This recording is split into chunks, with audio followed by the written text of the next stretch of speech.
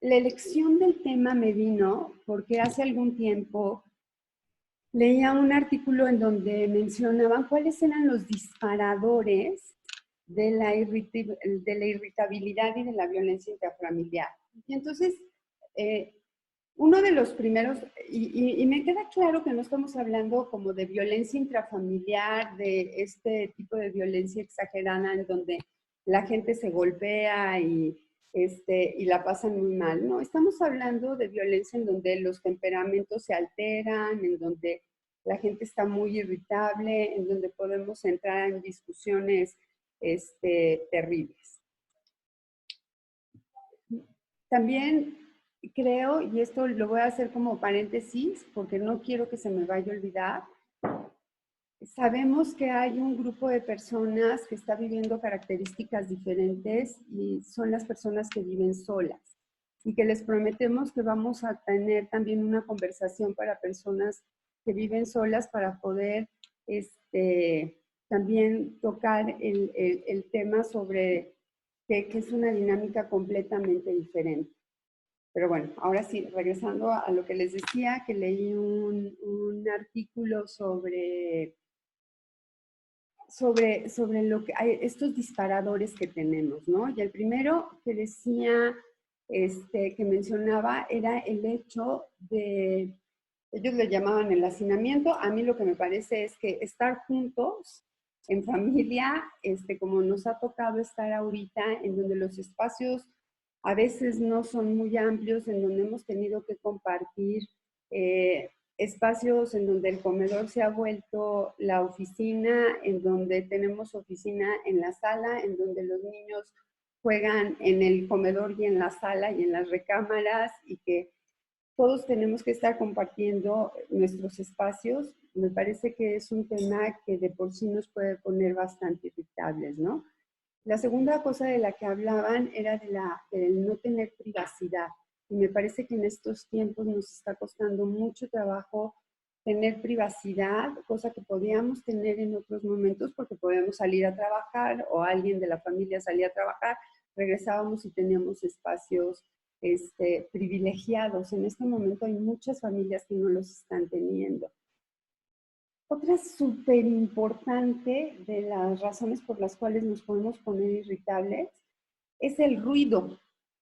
Y el día de hoy, en la mayoría de las casas está habiendo ruido, porque habemos muchas personas, y los que tienen niños chiquitos, con muchísima más razón. Los niños son ruidosos de naturaleza porque están aprendiendo a relacionarse y a socializar, y eso implica que en todas las juntas que tienen virtuales se escuchan los gritos de sus hijos y ustedes pueden entrar en dinámicas como complicadas para mantenerlos callados. Hay ruido porque la vida sigue y en las casas hay ruido, pero eso es un tema que altera. Además de que tenemos que estar conscientes de que la mayoría estamos muy cansados. Estamos muy cansados, primero porque hemos tenido o que seguir trabajando, o desgraciadamente las personas que les ha tocado no poder seguir laborando, pues además tienen una ansiedad a tope que los está lastimando, y que obviamente eso nos lleva a grados de ansiedad importantes, ¿no? Y otro que me encantó, que yo creo que yo nunca lo había puesto como tan claramente, es la temperatura. Cuando hace calor, nosotros estamos más irritables. Entonces, si lo analizamos como fríamente, tenemos todos los factores que pueden hacer que nosotros estemos irritables, pero no nada más nosotros, todas las personas que están a nuestro alrededor están irritables. Entonces, eso significa que probablemente haya momentos en donde no estemos siendo cuidadosos para la manera de responder o la manera de relacionarnos con los demás.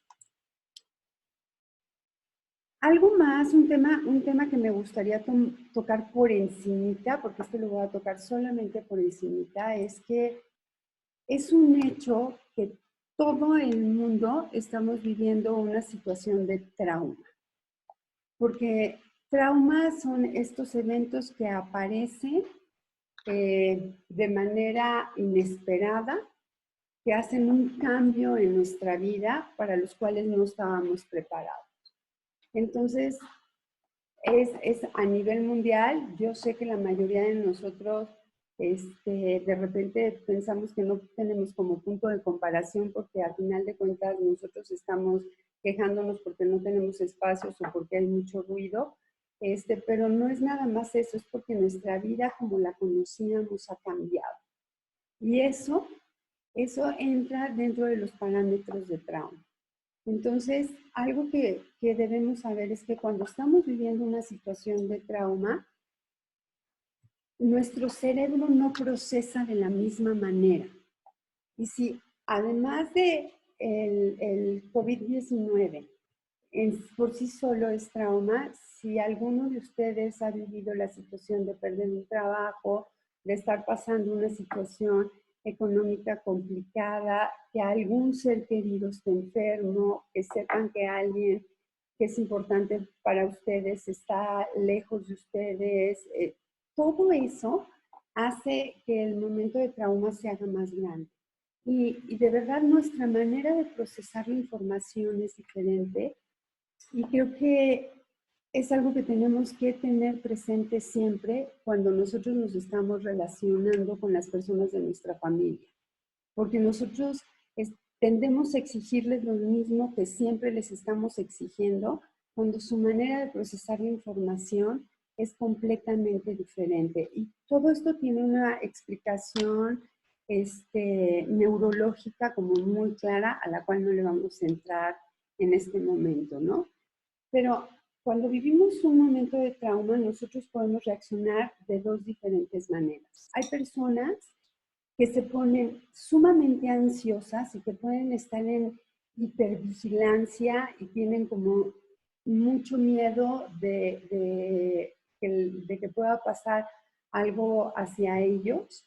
Y eso obviamente es una reacción esperada, pero también lo es el que las personas que se aletargan, que empiezan a dormir más, que no están tan productivos como normalmente son. Y si hablamos de adolescentes, pues a lo mejor está peor la situación, porque si de por sí ya no eran a lo mejor muy productivos, con esta situación se vuelven menos productivos.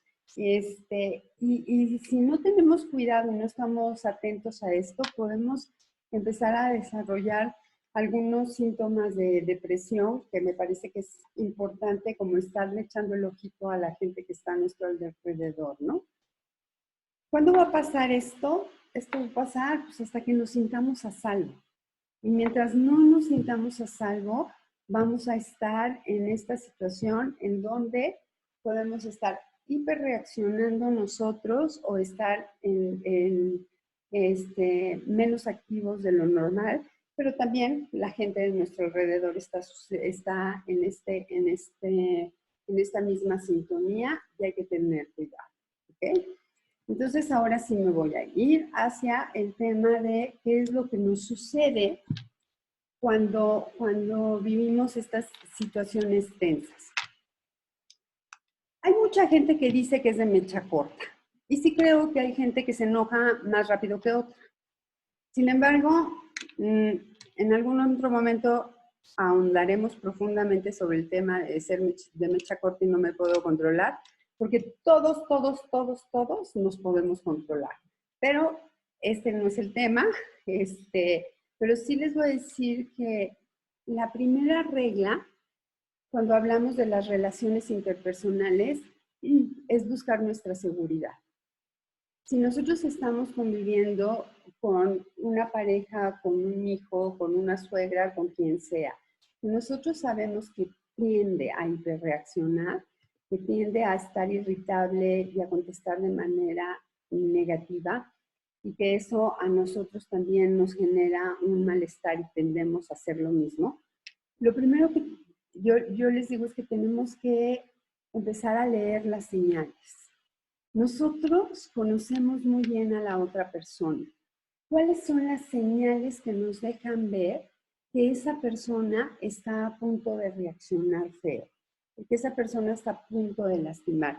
A veces puede ser simplemente el tono de voz, una mirada, la manera como mueve las manos, no sé, algo que hace que cada uno de nosotros sabemos, conocemos a las personas con las que estamos y sabemos que esa persona está a punto de ser atrapada por el enojo.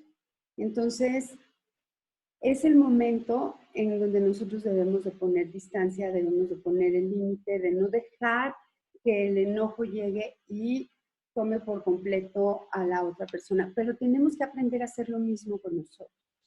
Nosotros también tenemos que empezar a leernos y a saber cuándo es que nos estamos empezando a enojar. No cuando me enojé, sino cuando estoy empezando a sentir que el enojo se me está acercando y que se puede empezar a apoderar de mí. Y puede ser a lo mejor que lo siento en las manos, lo puedo sentir en la cara, en el pecho, en las piernas. Cada persona somos diferentes. Pero hay un momento en donde yo todavía tengo el control de mí. Y ese es el momento en donde nosotros tenemos que poner el límite, en donde nosotros tenemos que decir, alto, necesito alejarme de esta situación, porque si dejo que el enojo llegue a mí, es muy probable que yo acabe lastimando a alguien, a la persona que esté junto a mí o a las personas que estén junto a mí y acabe siendo un zafarrancho en mi casa, ¿no? Entonces, cuando nosotros nos empezamos a conocer a nosotros mismos, empezamos a poder poner límites, límites para nosotros, para no lastimar a los demás. No todas las personas expresamos de la misma manera el enojo. Sin embargo, sí sabemos que la mayoría de las veces el enojo lastima a los otros. Porque hay personas que son descalificantes, hay personas que hacen caras de enojo hacia la otra persona.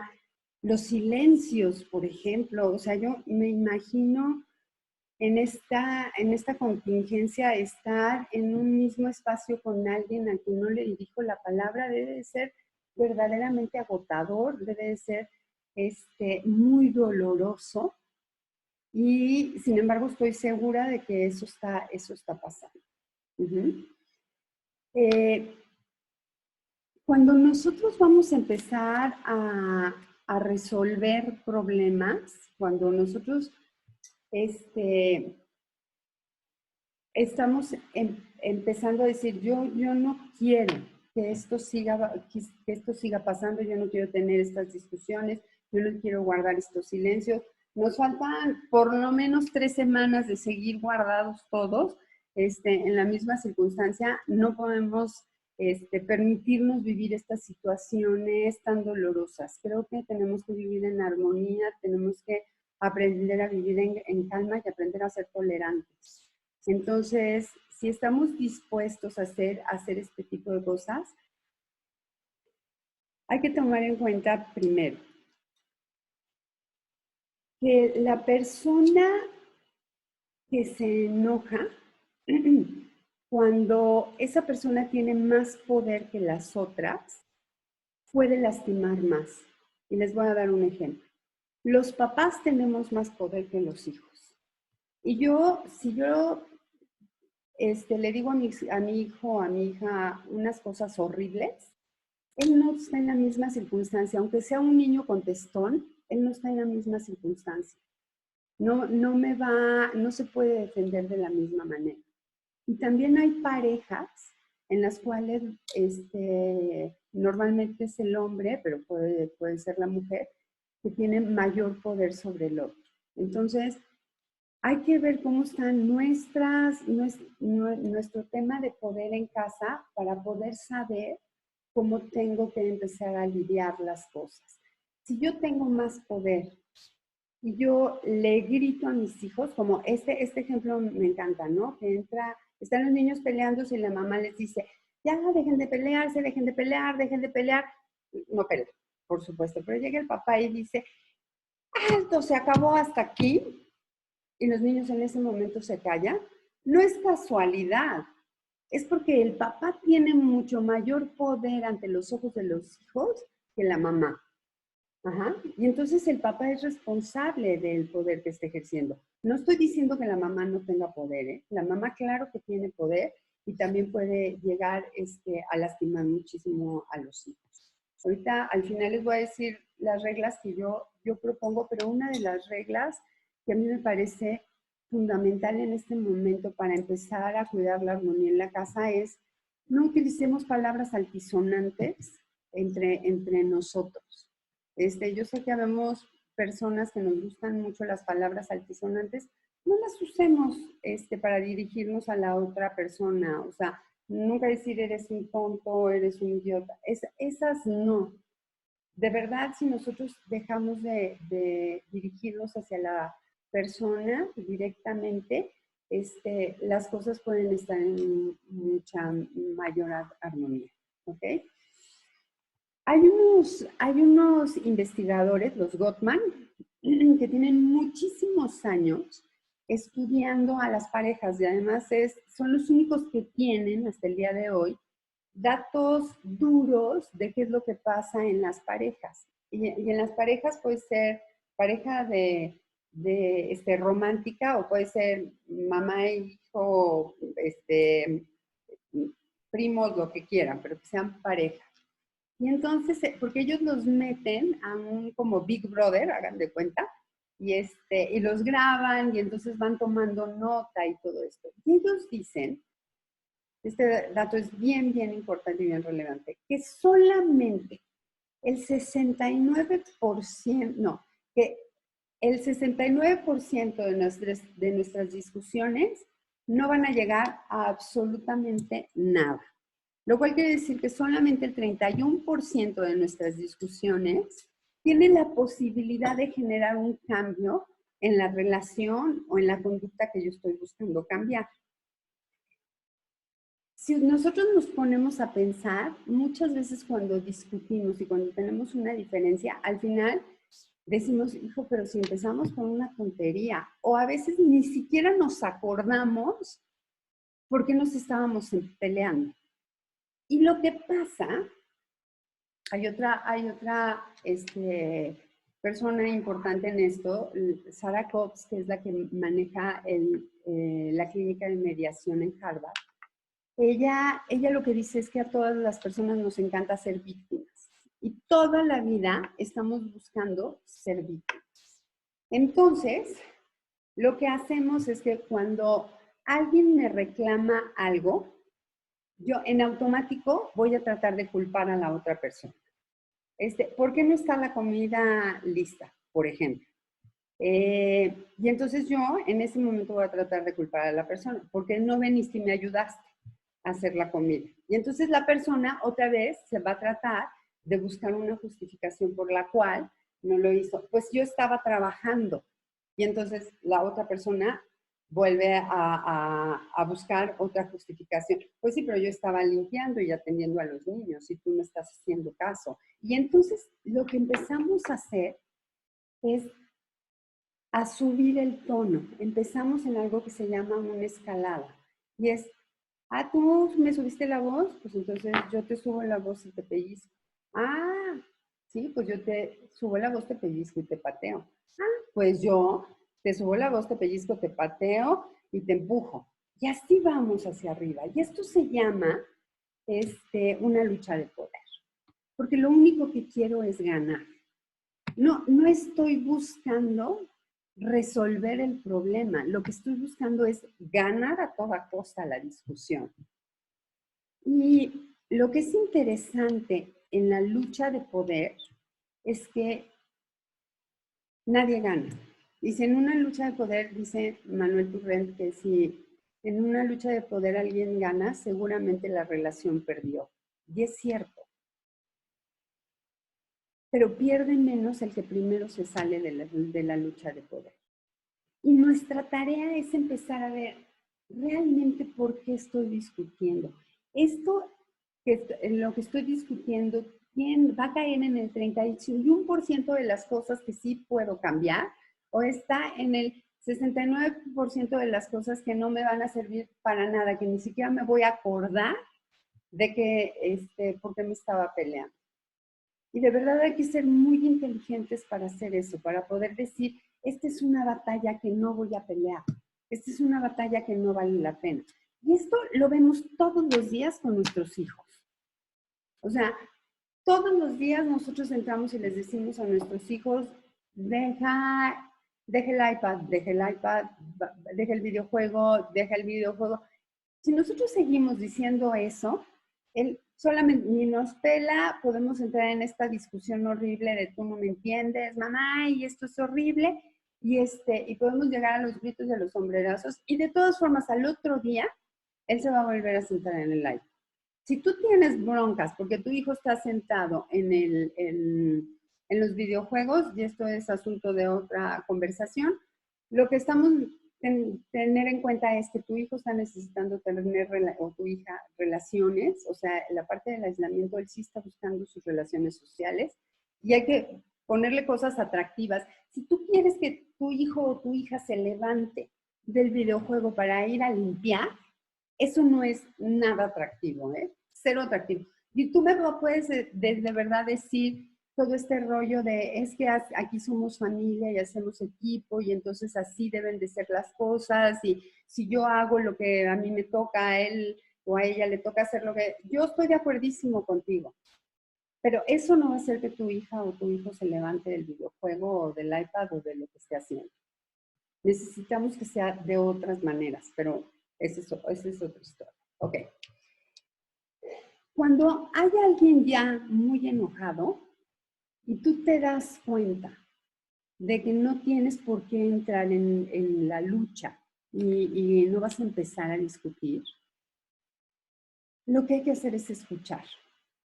Porque normalmente una persona, cuando está enojada, está hablando de que necesita poner un límite porque hay algo que es importante para esa persona que ha sido transgredida.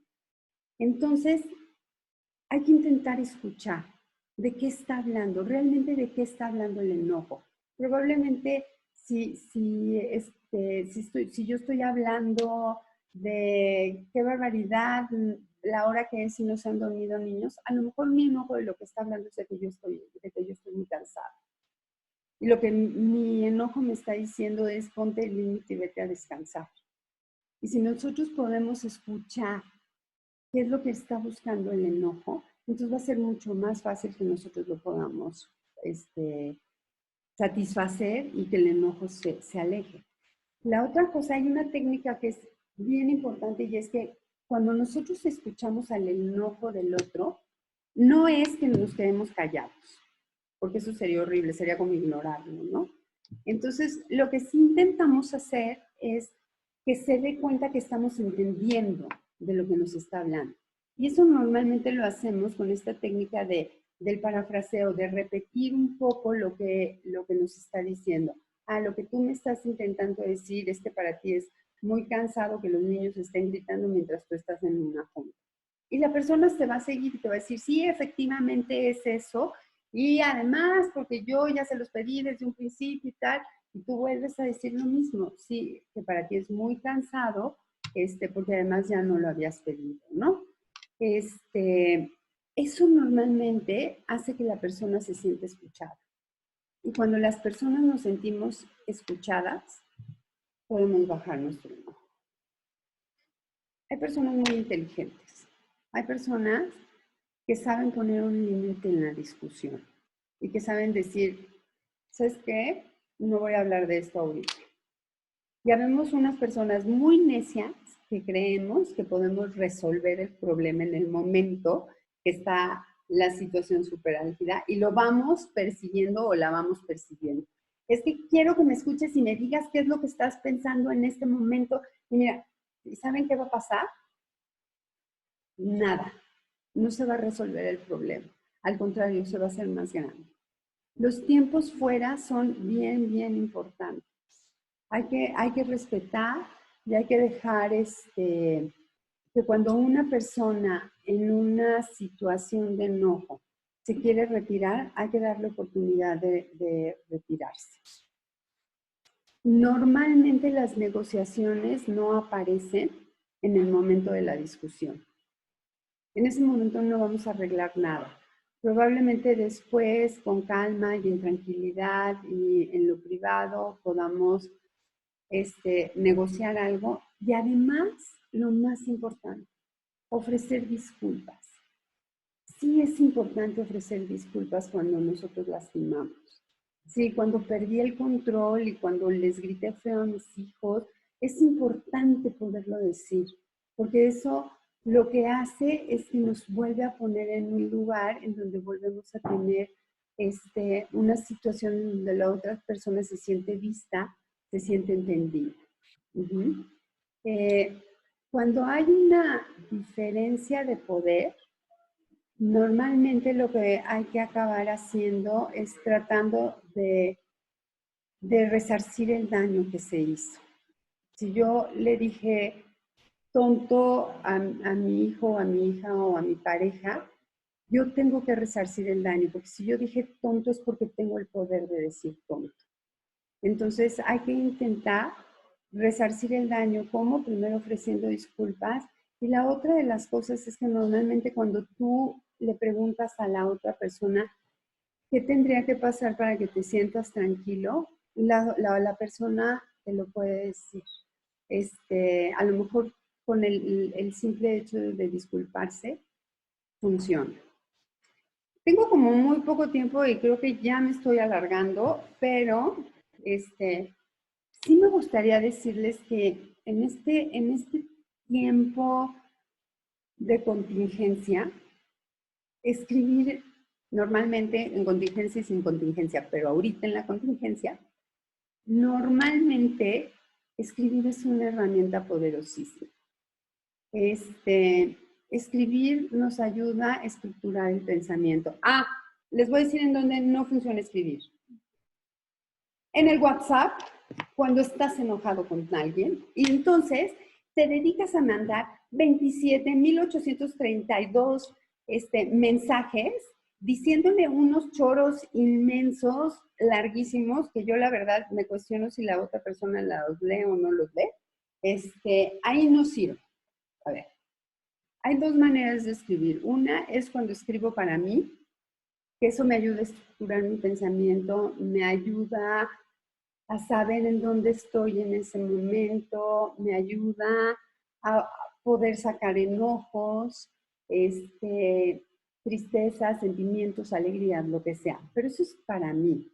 Y cuando yo escribo para mí, no tiene que tener estructura, ni orden, ni nada. Y hay la otra parte cuando escribimos para alguien más.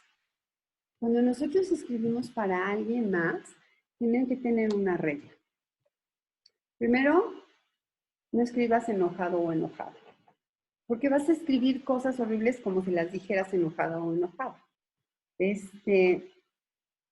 Lo que hay que hacer es, si estás enojado, escribe. Escribe y saca todo lo que le puedes decir o le quieres decir a la persona con la que estás enojado, pero no se lo mandes. Guarda. Porque la regla es, deja que pase un poco el tiempo y entonces cuando tú estés más tranquilo, tranquila, lee lo que escribiste. E imagina que la otra persona lo está leyendo. Léelo tú en voz alta, imagínate a la otra persona escuchando o leyendo eso que tú escribiste. Tú lo conoces o la conoces muy bien y sabes cuál va a ser su reacción. Y sabes si lo que escribiste es eso que le va a servir o no le va a servir a esa persona, si te va a entender o no te va a entender. Pero no escribamos, de verdad, esto de escribir 40 WhatsApps, créanme que no sirve de nada. Yo creo que la mayoría de las veces ni los leen. Y lo único que hace es como generar otra vez esta escalada terrible de enojos, porque te va a contestar igual o te va a ignorar, y eso pues otra vez es violencia. ¿Ok? No sé, a ver, Luis y Liz, díganme un poquito cómo vamos y qué sigue y cómo hacemos ahora la sesión. Ok, ok, Ale, está nada más, hay 2 comentarios. Ajá. Y dice uno, Ale, dejo en el tintero el tema de ansiedad por Ok. hiperconectividad o hiperactividad en las generaciones más jóvenes. Ok. Ese es uno.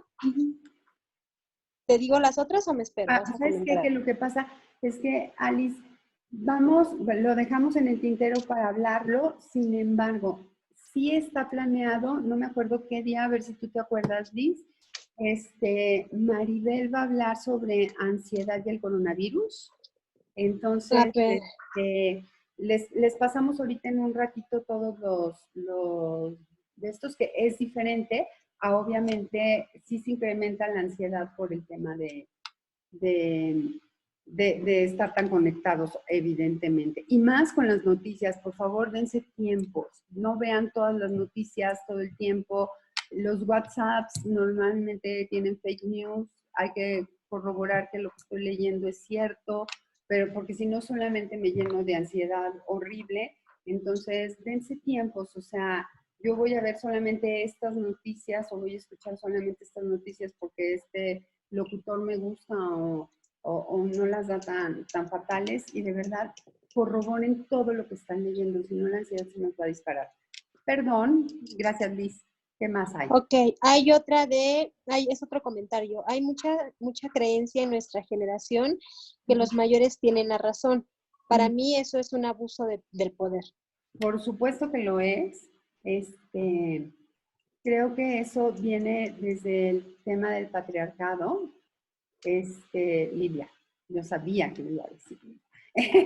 Es un tema del patriarcado en donde obviamente el poder estaba totalmente dado a las generaciones mayores. El día de hoy los chicos, las chicas nos ven más como sus iguales. O sea, hay que pensar que antes los mayores tenían poder sobre las generaciones menores porque sabían más, porque tenían dinero, porque tenían el conocimiento, porque tenían la experiencia. El día de hoy, en el conocimiento no nos vamos a poner a debatir. Quien esté aquí que sea profesor o profesora lo sabe perfectamente bien. No hay conocimiento que no se pueda investigar en Google. Entonces, por ahí no nos puede funcionar. Creo que el día de hoy nuestras generaciones quieren entender muchísimo más, y son chicos y chicas súper creativos. Sin embargo, si nosotros no les damos la oportunidad de ser creativos, no lo van a hacer. Por ejemplo, en el aprendizaje, cuando nosotros les damos la libertad de investigar, de aprender, de ellos desarrollar la manera de hacerlo, nos encontramos cosas hermosísimas. Y yo no estoy diciendo que no tengan que aprender, al contrario, ¿eh? O sea, yo sí creo que todas las personas tenemos que aprender a sumar, restar, multiplicar y dividir, y aprender a leer y poder entender un texto y todas estas cosas que la escuela nos tiene que enseñar. Sin embargo, sí pienso que lo que los chicos nos están pidiendo el día de hoy son cosas diferentes. Y, por ejemplo, llevamos muchísimos años en donde todos los años nos enseñan, por ejemplo, la independencia de México. Desde primero de primaria hasta tercero de preparatoria, nosotros cada año volvemos a revisar la independencia de México y volvemos a hablar de Miguel Hidalgo, de Morelos y de absolutamente lo mismo. Y sí, cuando salen los reporteros y les preguntan a los chicos, cuéntame en qué año fue la independencia, no lo saben, porque no les estamos dando lo que ellos están pidiendo. O sea, de memoria para ellos ya no tiene ningún sentido. Tiene que tener de verdad una lógica neuronal para ellos. ¿Ok? Y sí, estoy de acuerdo contigo. Cuando alguien no escucha, cuando alguien impone, cuando es sin razones, obviamente es violencia. Cuando lo haces así porque lo mando yo, es violencia. Ahora, Cuando son niños chiquititos, sí hay cosas en donde no vamos a negociar. Por ejemplo, un niño nunca se quiere dormir. Un niño chiquitito nunca se va a querer dormir. No negociamos con él, hacemos todos los rituales para que se vaya a dormir y hacemos todo lo que, para que vaya adquiriendo el hábito. Ajá, pero esa es otra historia.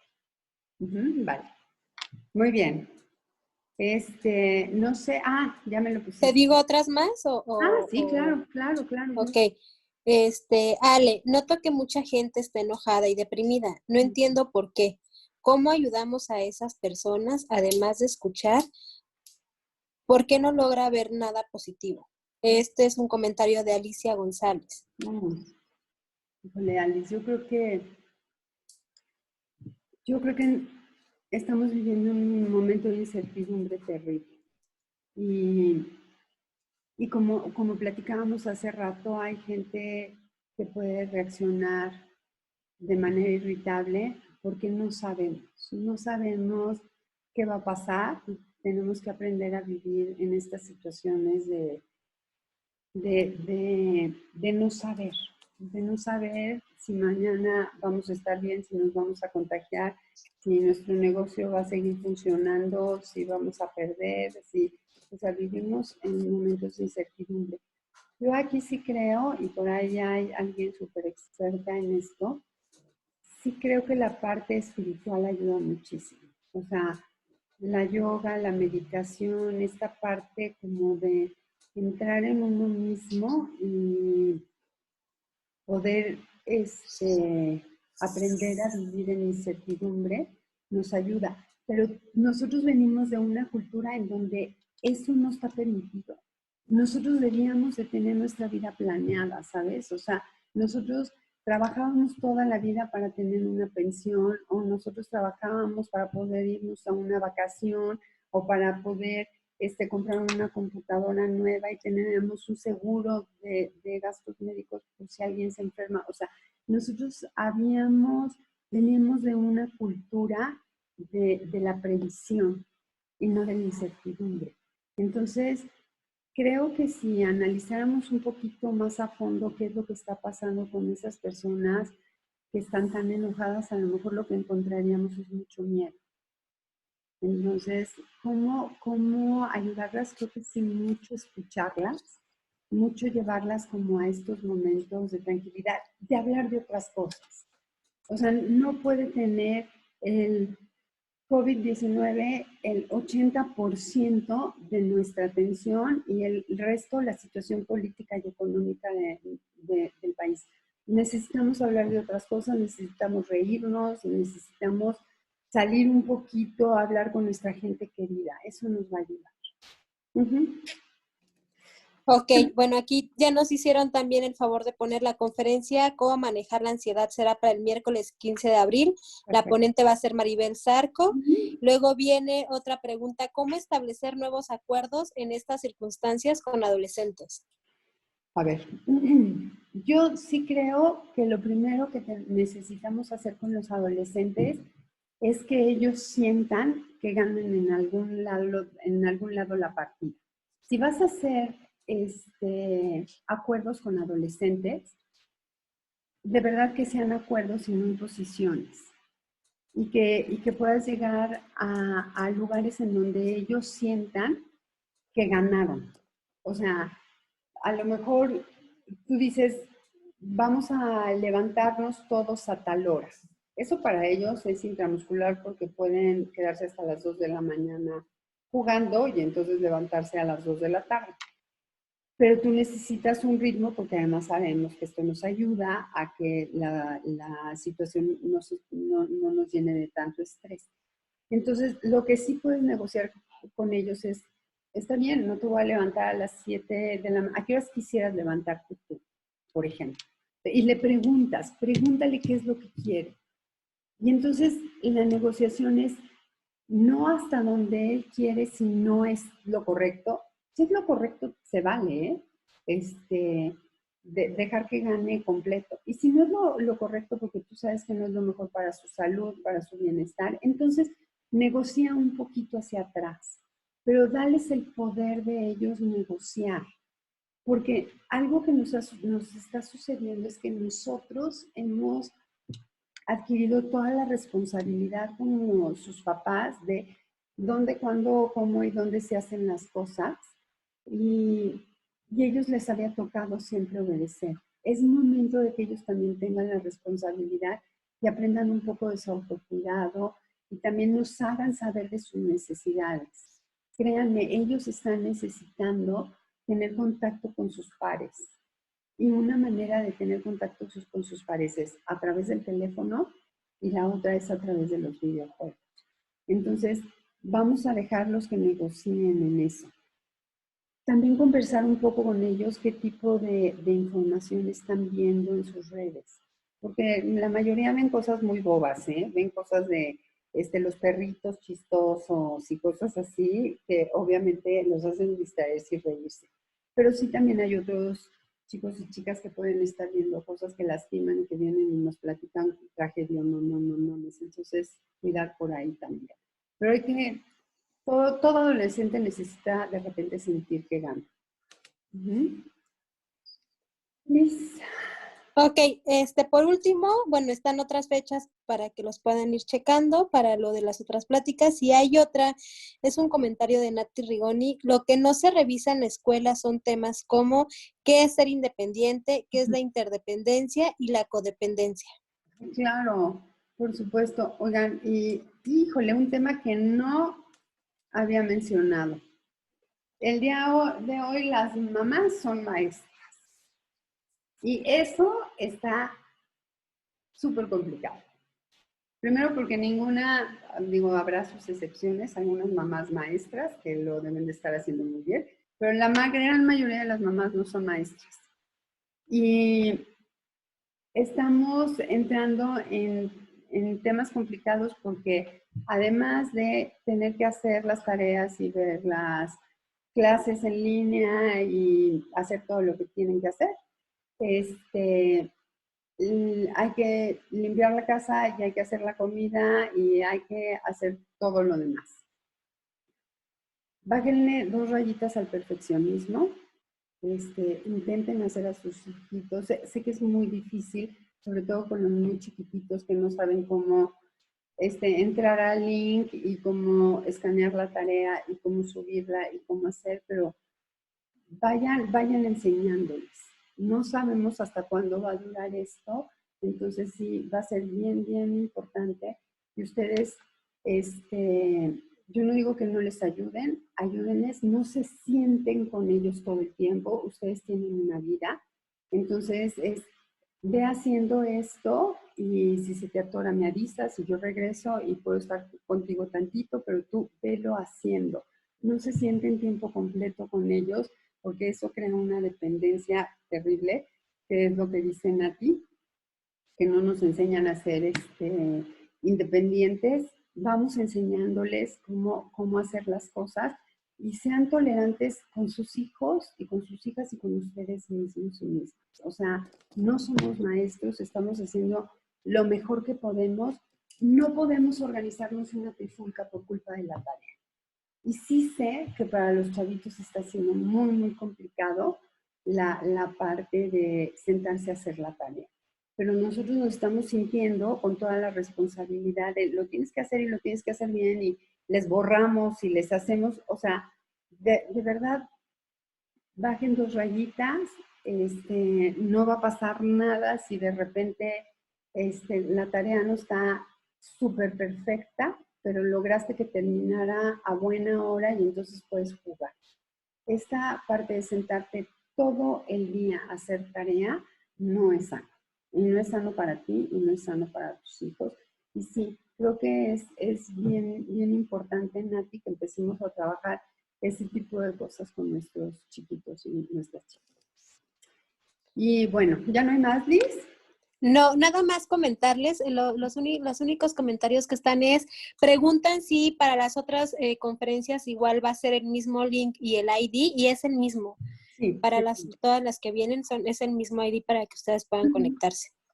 Y 2 cositas más que a mí me gustaría comentarles es, La primera, si tienen algún tema, así como ya Alice nos dijo, por favor, hablen de la ansiedad y de la hiperansiedad por estar hiperconectados. Si tienen algún tema, yo me quedo también con el tema de vivir solo en la pandemia, que por supuesto que los vamos a meter.